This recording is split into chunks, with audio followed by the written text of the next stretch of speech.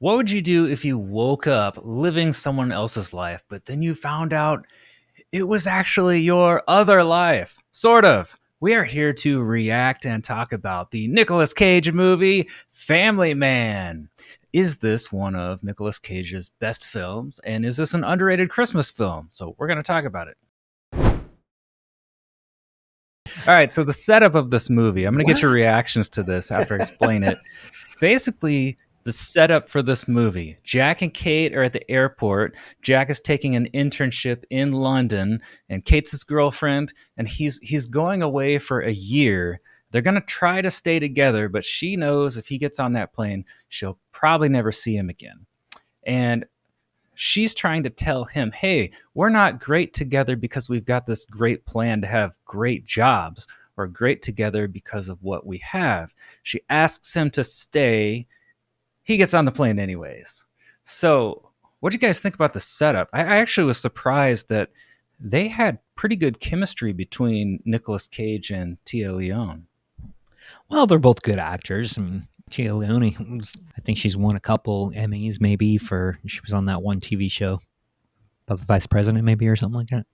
Should have done some research. Madame President or whatever? Yeah, maybe she was president. I never watched it, but it was a pretty popular show. She's done well. She's been in a lot of movies. And of course, Nick Cage, and the 90s were actually his heyday. This is when he was at the top of the game. So he had to throw in a romantic comedy because everyone did romantic comedies back in the 90s, which was cool. They don't do them now. The only romantic comedies you get are TikTok stars. So it was kind of cool that he did it. The opening scene, though, I don't know, it felt a little rushed to me because obviously they knew he was going to England or UK, and they've known for a while.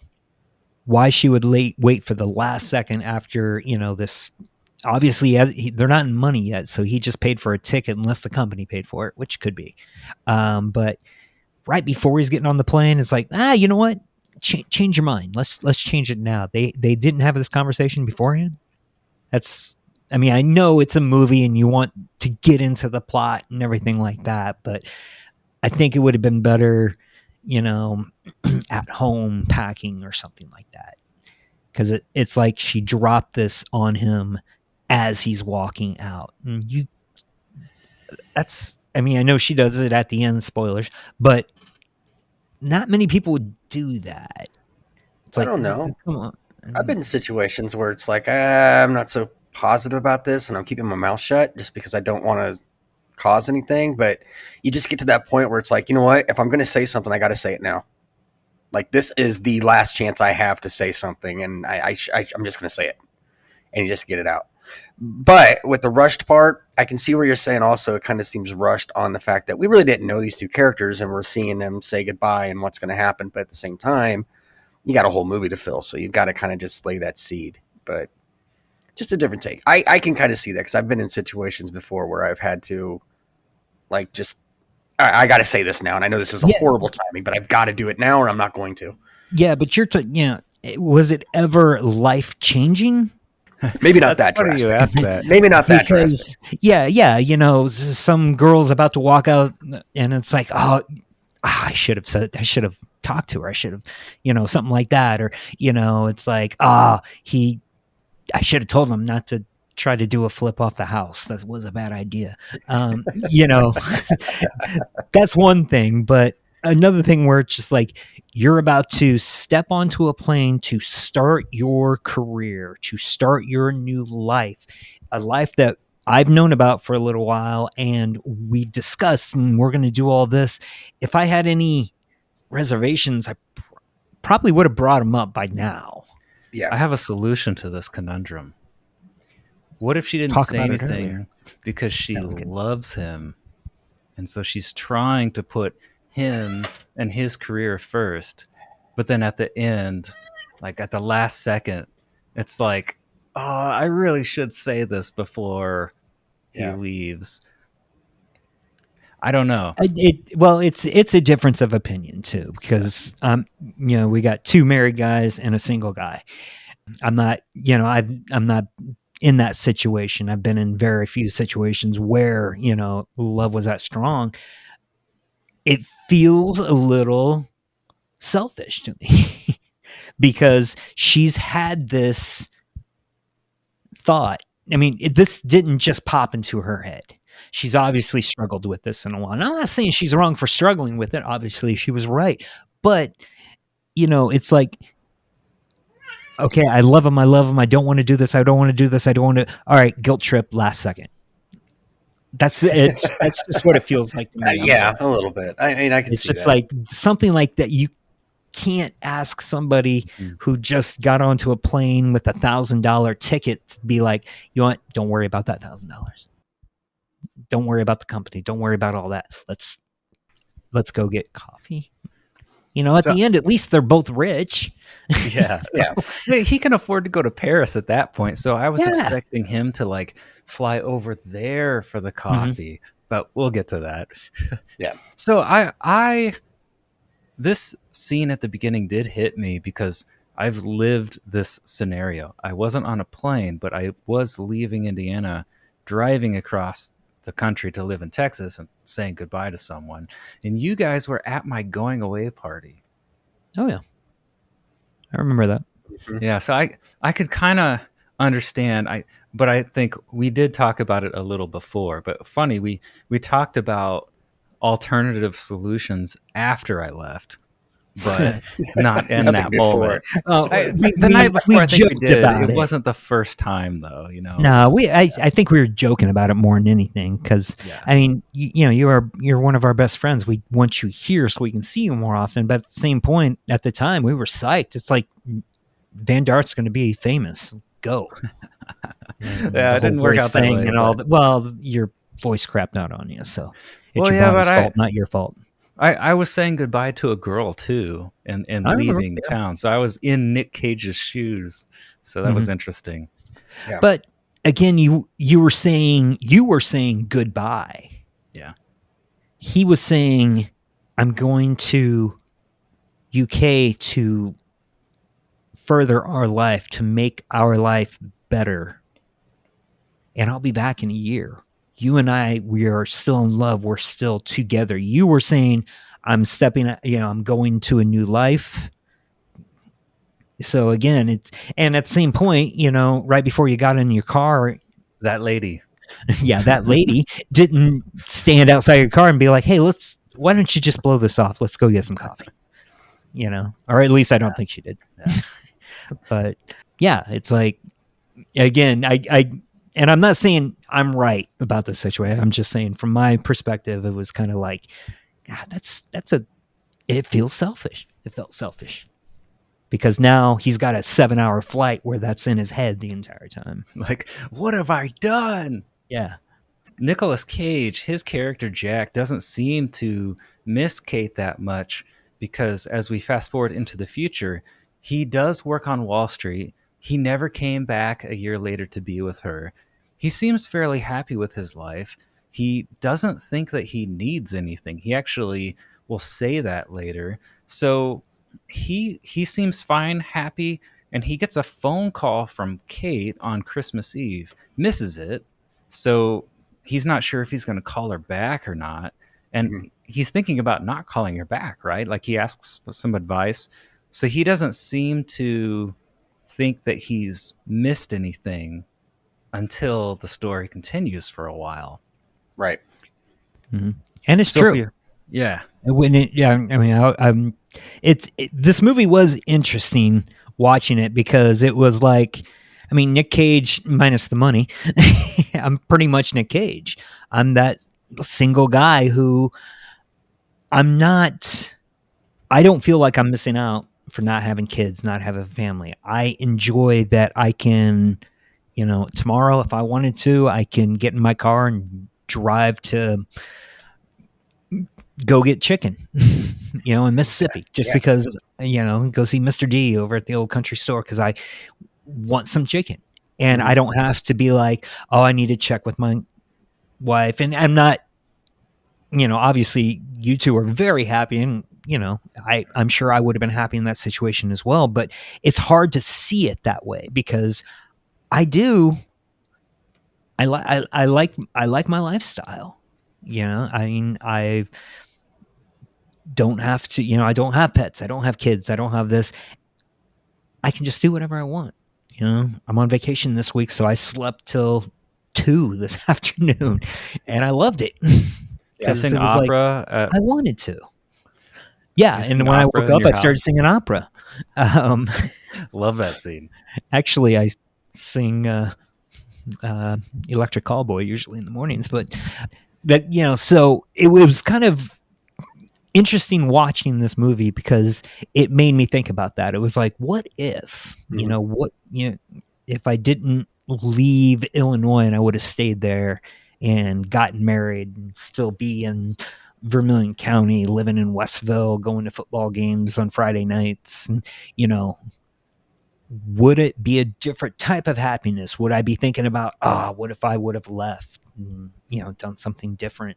Mm-hmm. So, it made me think on that point. Yeah. Which made it's a somewhat dangerous movie in that way. It's like, yeah, it can hit some painful places, or it can help you embrace what you have. Either way. Exactly. I was thinking that same thing when I was watching this film, and you put yourself in that situation, and the life that I have now, I'm married, I have 3 children. I'm extremely happy with the way things are going. This isn't what when I was 18 years old, like, what I guess, I don't know, his character would have been early 20s, I guess, at the beginning of the movie. When I was in my early 20s, I had an idea of where my life was going to be and what I was going to do for, like, my career and all that stuff. Well, that didn't happen. And there were times where I had stopped and thought, like, man, what if I had just done this differently? Like, instead of doing, taking this way, I went this way. Where would I be and what would I be doing? And would I be happy doing it? It was all my fault. Yeah. And Doug's the one who made me move to Indianapolis. So I moved over here. But I mean, I think about it, it's like, I'm not doing the job and the career that I wanted. I'm not living in maybe the city that I had imagined myself living in, but I'm happy with my life now, and I can't imagine it being any other way. So, maybe it would have been a different type of happiness, but you never know. I mean, it could have gone completely opposite way too. It could be miserable. So, I mean, I guess if you said, like, I'll give you the choice, you can go back at one point in your life and do one thing differently and change the course.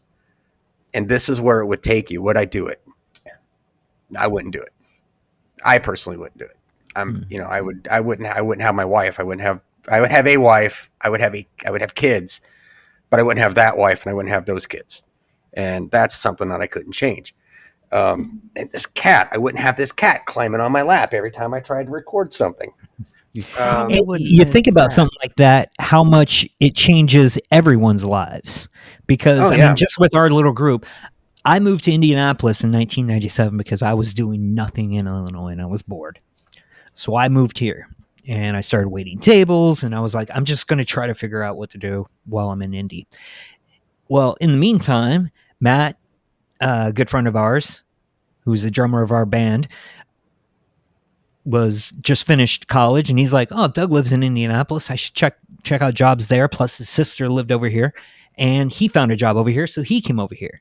And then Sean and Stephanie, 2 of our best friends, Sean also in a band that we joined, they graduated college. They both looked for jobs over here. And then Drew graduated college, and I was like, "Drew, what are you doing?" "Nothing." "All right, why don't you come over here?" "Okay." And then Drew came over here. I mean, I've got half of Vermilion County living over here because I went to high school. I was bored. And then you met me. Yeah, exactly. And then we met. This podcast Nathan. wouldn't exist. Would you be in Texas or Kansas right now? I mean, if you didn't join the band and Titus turned into Project Hero and Project Hero turned into a band that actually did a little bit of traveling, actually got some momentum, that got you thinking, it's like, I can do this. I'm going to move to Austin because that's the hot music scene right now, and I'm going to be a musician. It was just because we went and looked at an apartment. A friend of mine was going to move over to Indy, and that's how I came because, again, I was bored. If we didn't look at that apartment,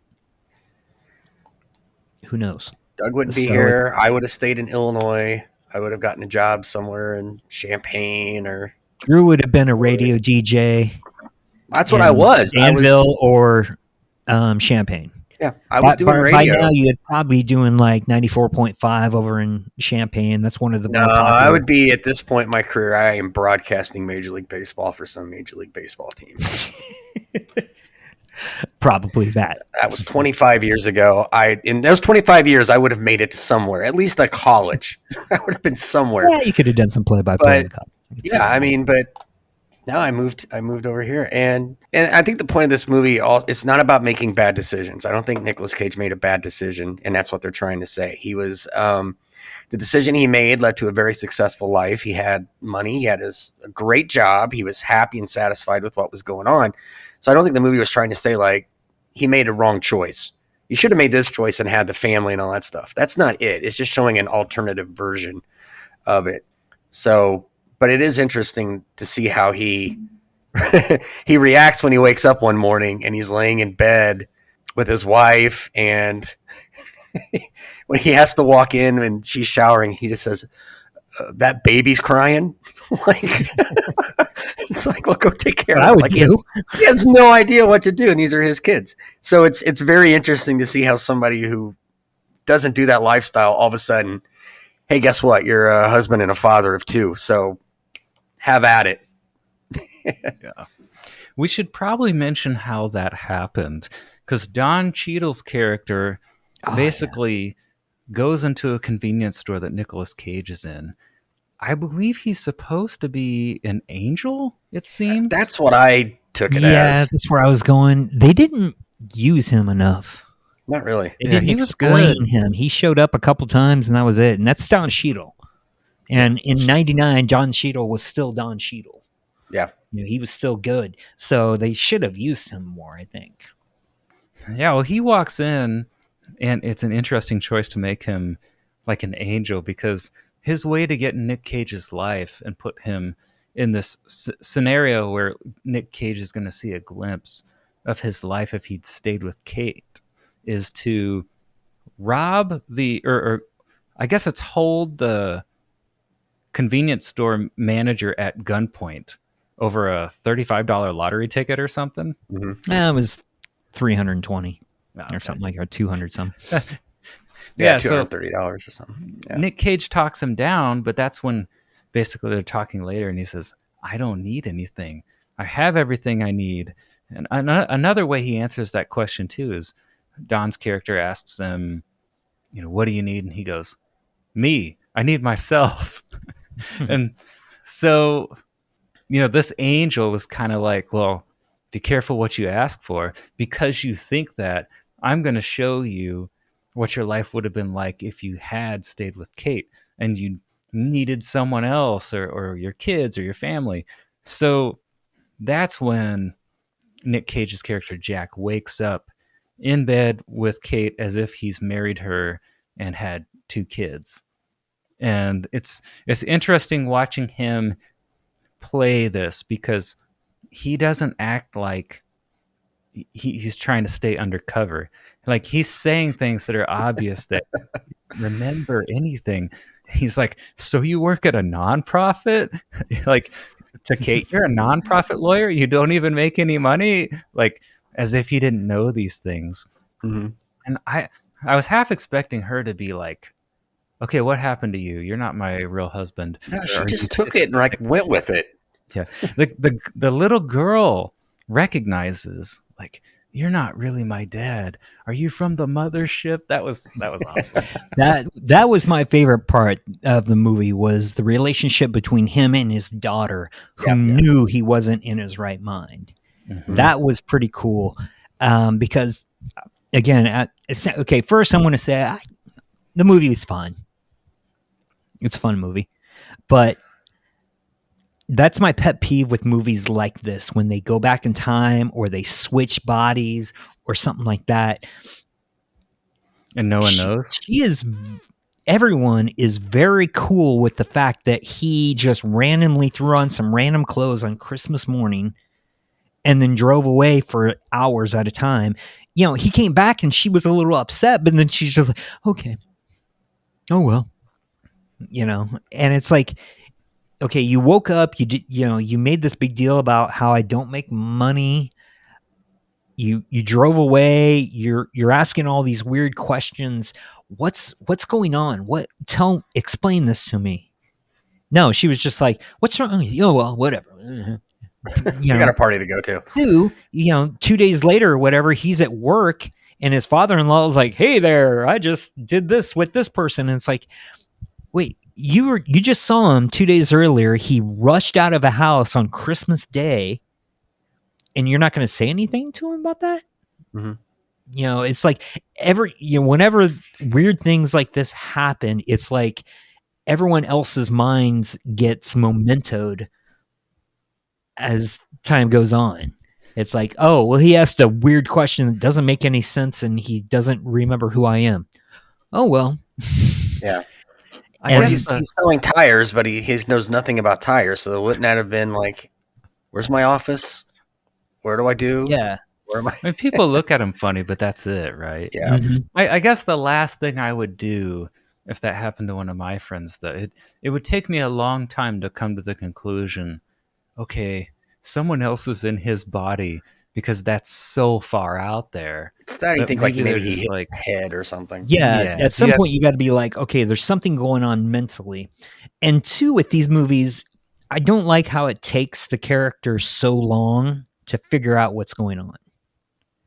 Okay, he tried to get into so first off, he woke up in a house where two kids are calling, or I guess one, because the other one's a baby, but a kid's calling him daddy.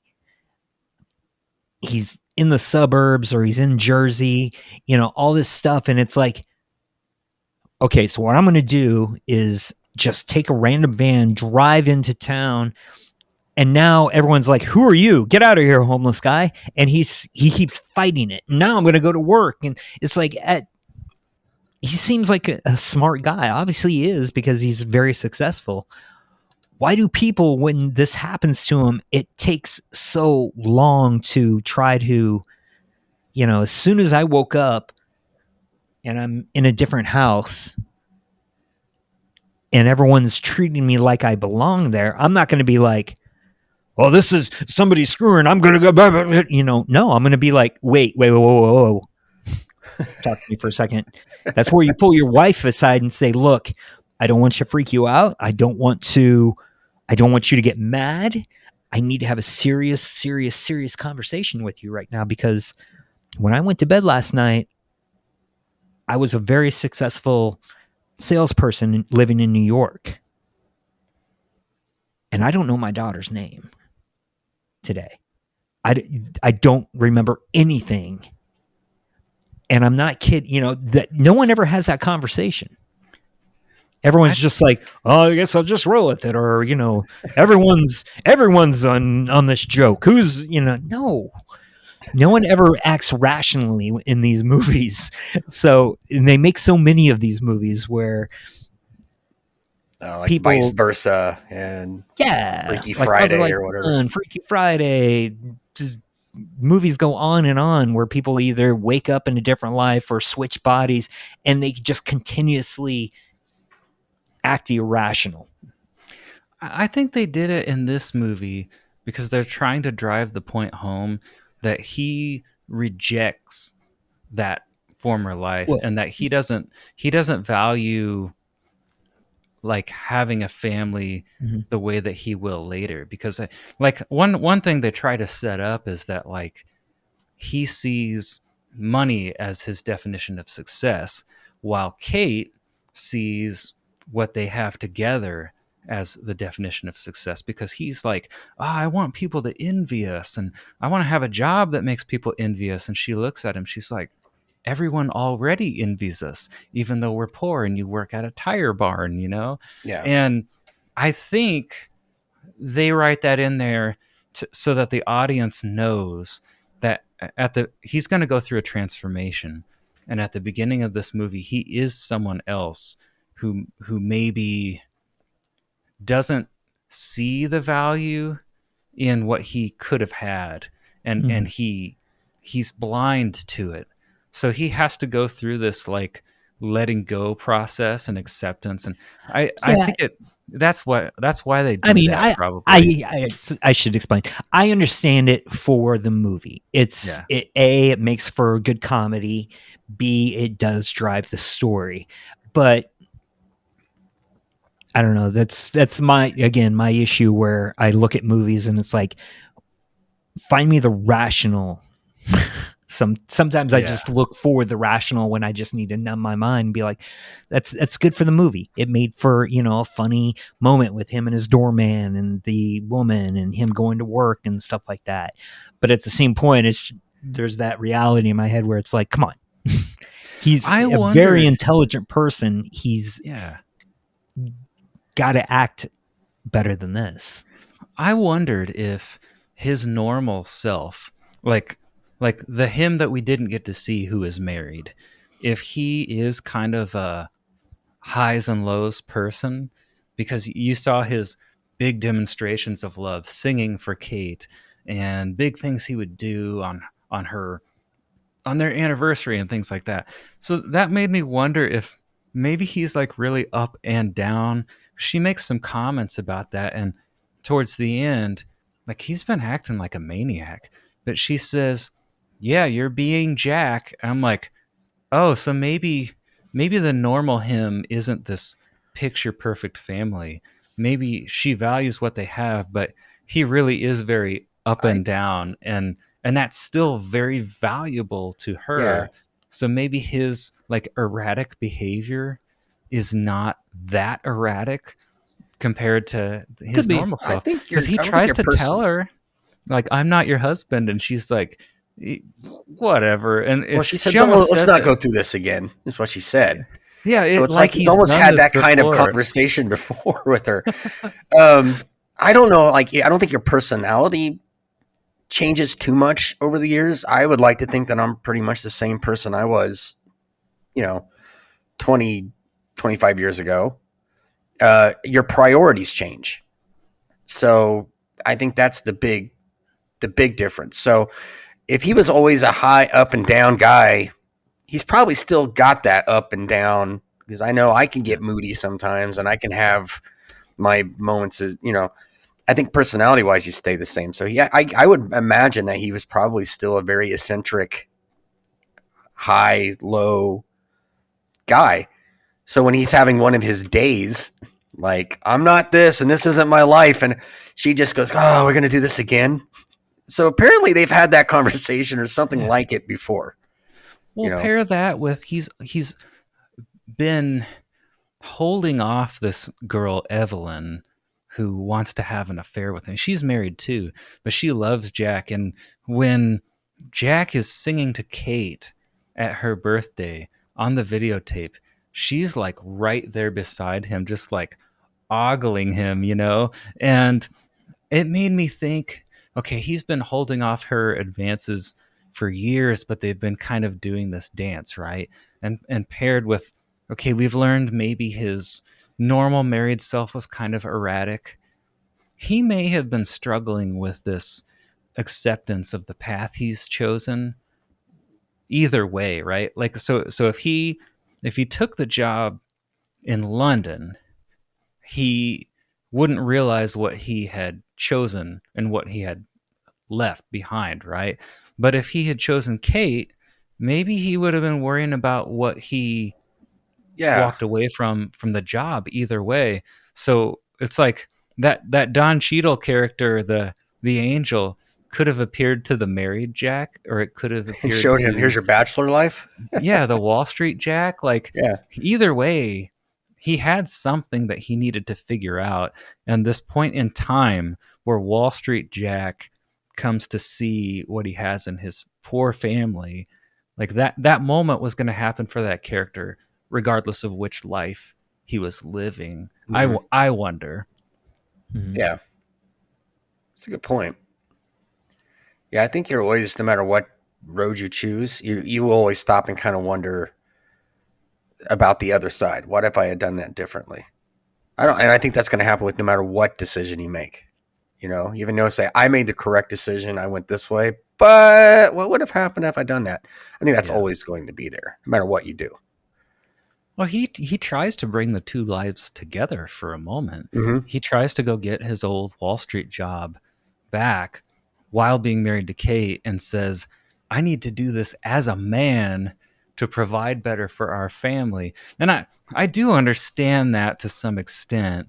And I don't think he was necessarily wrong for going to try to get that life back. And Kate, she's going to say eventually, like, if this is what you need, I love you, so I choose us. I wanted to raise our kids in this house and be a family here forever. I'll go with you to New York City if that's what you want to do. But that kind of, you can see him struggling with something that's like a typical male struggle of wanting to provide and that kind of pride.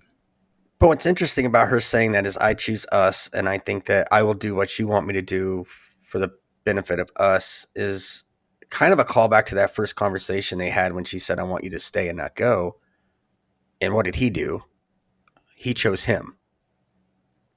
And I think that was one of those points where he thought, like, wow, she's willing to sacrifice her dreams for me. So am I willing to do the same thing for her to sacrifice? Which I guess in that timeline he did, but the Jack that we are knowing that's in that timeline did not. And I think that's where it starts to hit him that, oh, okay, so that's what, that's what that feels like. And that's what, love is. And that's the first time I think that's the changing point where he's like, I love this life that I have here now. And I want this. So it's that sacrifice. I'm curious your thoughts on this. They never say why they didn't make it. Oh, in the real timeline? Yeah, because at the beginning, when she's sitting there, hey, don't go. He's saying, I'm doing this for us. I'm doing this so we can have a better. He didn't make the decision for him. He made the decision for them. But she was saying, I don't think this is going to work.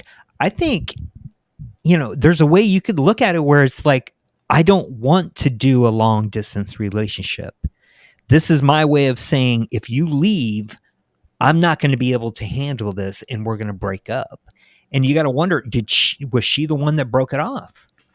He went over there, What if he went over there and he was faithful and he worked, went home just because I'm doing this so I can go back home and marry the woman that I love. And then all of a sudden, 6 months in, she's breaking it off because she can't handle it anymore. And I'm not trying to go controversial or anything like that, but they didn't explain everything. There goes my earpiece.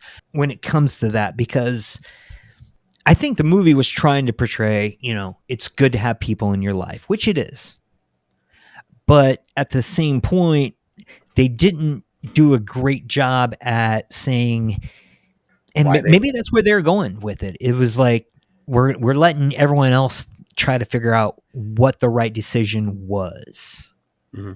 Because again, I could see looking at it as a single guy, he said, I'm doing this for us. He went over, they broke up. They don't know why, but he, it was saying at the beginning, she was saying, stay here because I want you to stay here. And he's like, no, for us. And then they don't make it. Well, it seems like she was the weak link. Yeah, they left it. Yeah, they left it kind of vague. I have a possible interpretation, but this is one of those things where we don't know. I just noticed, I think the movie was trying to say that he had an unhealthy definition of success, and that his definition was becoming rich, and that was the sole thing that makes you successful in life. Because he puts this $2,400 suit on at the mall, and he's like, I need this suit. I feel like a better man when I'm wearing it. And she's like, that's not what makes you a better man. So I almost wonder if when he got overseas, did he get so consumed, wrapped up with the career and that definition of success that he kind of lost sight of what they were? And we don't know. We don't know. Possible. Long distance is hard. But keep in mind, she was the same way. Yeah. You know, she hadn't been married. She hadn't done any of that, so again, it was like, however you want to look at it. Yeah. But Yeah. it, I don't know that he did anything wrong by moving away to. I mean, sometimes I go through that with me. It's like, oh, I wanted to go to Texas to be a musician over people in my life, and sometimes I don't know that I wouldn't make that decision today if I was in it again. well, you know what happens now, Yeah, obviously. Yeah. and maybe, you know, I don't know. It's like I don't necessarily think there's anything wrong with what he did. Yes, you make a sacrifice when you choose to be with someone or when you choose to be single. Like, you actually you lose something to gain something over and over again in life. So the question is, like, well, do you want a family? Because you have to give up freedom to do that, but you give up a family to keep freedom too. So it's not necessarily that there's a right or wrong there, but I think it's where he saw value in people or in himself that maybe they were trying to set that up. And at the end of the film, even when he's trying to get that old job back, he says, "I know people." It's like, I believe him now, but it's Mhm. because of this experience.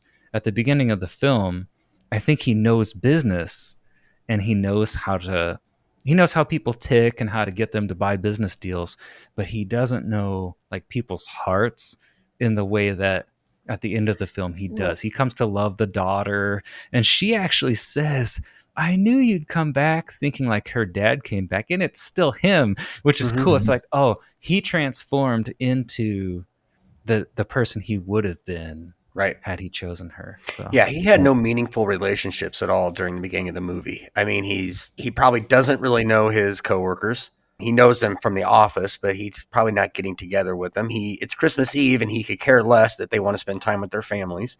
He's got up in his room. He's got a lady that he just met that's leaving for the night. So I mean, that's what he does. He doesn't have a meaningful relationship with anybody at and all. she represents not a permanent person, right? No, that was just a Like fling, and we'll hook up again when we can. And nothing is meaningful for him at all when it comes to a personal relationship, and that's like friends. Probably has no friends. Well, even at the end, at the end he gets sent back to his normal timeline, and he's showing up at work, and he's like, "You're going to do this, and you're going to do this, and I'm going to get on a plane, and I'm going to Aspen, and I'm going to go skiing by myself because that's what I do." utterly alone. Utterly alone. That's what I am, because he realized, I have nothing. I got money. I got no family. I've got no friends. I've got nothing. And, so, kind of shows his priorities have to, changed a little bit right there. So. Mm-hmm. And that's I guess that's a good way to look at it too, because it's not saying that, I think we drove this home, but that he didn't make the wrong decision, but at that point, but maybe he's made a couple wrong decisions as time has gone on, or maybe he needs to focus a little bit more on friends than work. Mm-hmm. Yeah, when I say I'm very similar to him. I've got friends. Yeah. I don't have a wife and a kid, but I've got family. I've got a blood brother. I've got tons of brothers, 2 of them on this podcast right now that are not blood ancestors. I've got a huge family. I've got those friends, where in the end of this movie, it did hit him that he just spent 2 months having a family, having friends. Jeremy Piven, God, they didn't give him enough to do either. That guy's hilarious.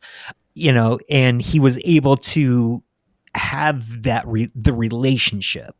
So I think maybe they went for this, was like, look, he didn't make the wrong decision on his life. He just made wrong decisions throughout his life to not have that companionship, whether it be married or friends or kids or whatever. Mm-hmm. He does not have at least that one little thing. And that's what you need to have that great life, is to not go through it alone. Yeah. Yeah. So I don't really think he was necessarily like a bad person either. When he's in the convenience store and he sees the lady, they're getting robbed. I mean, he steps up and steps in and is like, "Hey, I'm going to try to defuse the situation. Let me buy that from you, and I'll take it somewhere. And I've made $38. I'll give you the $200 for it." So it's not that he has like no compassion for people, but again, it's just he doesn't have that solid relationship. But he looked at it as a business deal too. This is a business deal. So it's like, all right, well, he found a way to make $38. So, but yeah. At the end of the film, we see the reversal of the beginning. Nick Cage shows up at the airport because Kate's moving to Paris to head up a law firm there. And he talks her into not taking that flight and just getting a cup of coffee. And we don't know what happens after that. And she says no at first, but then before she's getting ready to get on the plane, he tells her everything he saw about their family and what house they live in, what their kids would be like. And that moves her. Instead of being like, "This is my crazy ex, get this man away from me," she takes him up on the coffee, and the film fades out. Yeah, with them sitting, drinking coffee and laughing and talking. So it'd be interesting to see what happened. I'm not saying we need a family man too. I am. But well, their kids would be in college by now. That movie came out in '99, dude. Yeah, they'll be in a nursing home together. That's the sequel. Pretty much.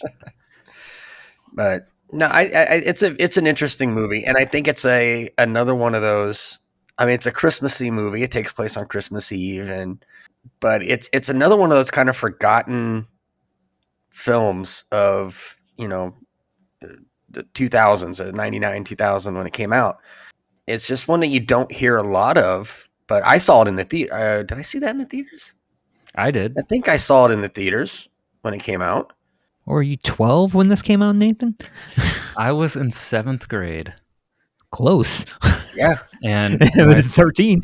My friends and I, one of them, Mike Skelton and Kevin Tracy, you know both them. So 3 of us, middle school boys, like for some reason in middle school, like my whole dream was like, oh, go to the movies with girls. Do things on your own. Yeah. So I've got the phone book, which nobody knows what that is anymore. And I'm like trying to find a date to this movie. And so are my friends. And of the 3 of us, you're just calling random girls saying, "Hey, you want to go see a Nick Cage movie?" Girls from school. Okay. One girl said she would go with me. The other guys, I don't think they could find dates. But we were going to go to the movies, and I showed up there at the theater. She didn't show up. So it's the 3 of us guys watching this movie alone. See, wonder how her life would have changed had she gone to that movie. I have no idea. Yeah. What? Well, do you guys think this is a good Christmas movie? Is it an underrated Christmas movie? Is it a Christmas movie? I mean, it's one of those non-Christmas Christmas films. It takes place on Christmas Eve. It's Christmas Day when he wakes up. It also takes place on Valentine's Day. It does. It kind of goes 2 months into the future. Yeah, so. I mean, I think you could watch it at Christmas and be fine with it that way. Yeah, I mean, it's a good movie. And it's not one that you hear a lot of, and they don't really show it on TV very often. But I think it's one of his. It's an entertaining Nick Cage movie, which most of them are anyway. But it's oh yeah, go ahead. I would say it's different though. It's a different Nick Cage movie. This movie was interesting because Nick Cage normally makes movies, especially in the 90s, that were action movies and that constantly were just go, go, go, go, go from the beginning of The Rock to the beginning of Face Off to Snake Eyes to, the other 5 action movies he did in those 4 years. That's what a Nick Cage movie was.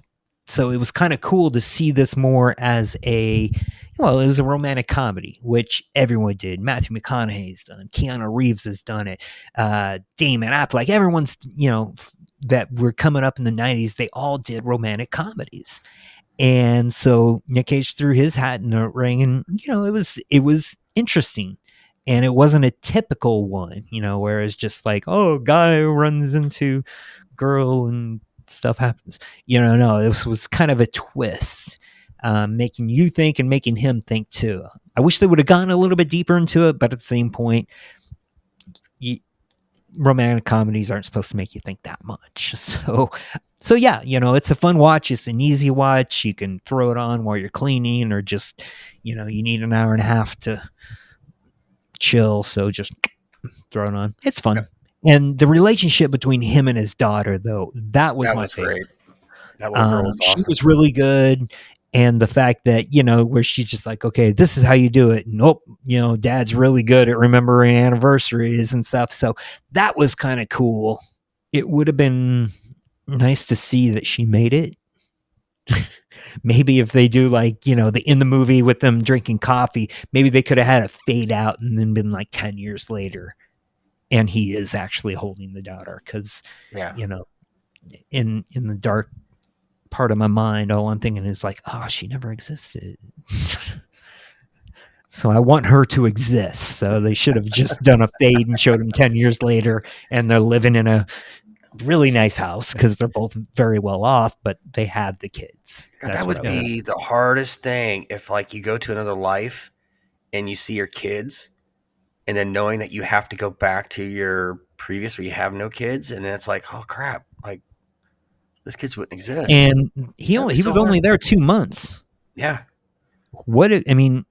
God forbid, hopefully this isn't poor etiquette, but Drew, what if you wake up tomorrow and you're your age now, but you're a successful, you're calling Cardinal games, and you're you're popular, and, you make a lot of money, but you're single. What do you feel? Now with this life, I don't have my wife, I don't have my children, and knowing that I had them, no, I don't know how happy I could be knowing that I have that life over there. It's probably what someone goes through who loses family members to a death. Yeah, I thought about that when I was watching the movie. But not having them know that they don't exist now, or they never existed. I think, oh man, that would be hard. That's why but Allie does exist. Allie does exist. Could you imagine having to, what if I don't know. I don't even want you to think about that, because now I'm starting to marry somebody else and has different. I know, it's like you're at the Cardinal game, you look over and there's Allie walking with another guy, and she has a couple kids with her, and it's like, what the heck? I'm jumping out of this booth. I couldn't even imagine going the reverse of that. No, that's the worst part. Is it would be going the reverse of that. Yeah, him getting a taste and getting that 2 months. You could see when he woke up, he was depressed. Yeah, but he said, "You're not sending me back. You can't send me back." And he tried to stay awake so he wouldn't fall asleep. And going the other way, waking up after raising your kids for 12, 13 years, 15, 18, 20, whatever, and then they just don't exist. Oh man, that would. Yeah. It'd be hard. It's dark. It'd be tough. Don't want to end this on a down note, though. So, thanks, check out the movie. There was that one part where I laughed. You want to get bummed out? Watch this movie. Sorry, I was getting deep into it. No, God. I did think it was deep. I thought it was thought provoking. I thought it was haunting. It worked all at the same time. So I recommend it as a Christmas movie, even though Christmas is only part of it. But I recommend it as a Nick Cage movie, and I'm a huge Nick Cage fan. More. So what's that? Of course, I say I'd probably go with it more as a Nick Cage. It does take place right at Christmas, but I would say Die Hard is a more Christmas movie than this is. Saying that Die Hard's not a Christmas movie. And that's just my opinion, but because they think that. Well, they have a few Christmas things there, but this is all about him and her and their relationship.